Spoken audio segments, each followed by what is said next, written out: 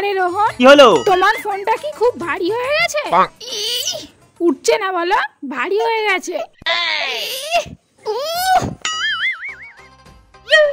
কোথায় ভারী? এই তো উঠে গেল। কখন থেকে ফোন করছি, ফোনটা তুলছো না কেন তাহলে?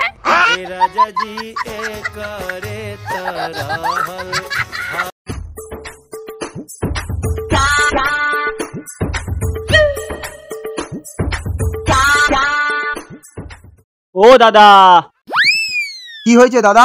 আপনার পায়ে চোট লেগেছে? হ্যাঁ দাদা। আপনি তাহলে হাঁটতে দৌড়তে কিছুই করতে পারছেন না তো? না দাদা, আমি কিছুই করতে পারছি না।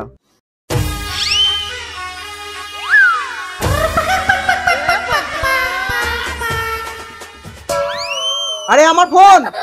চোর চোর চোর!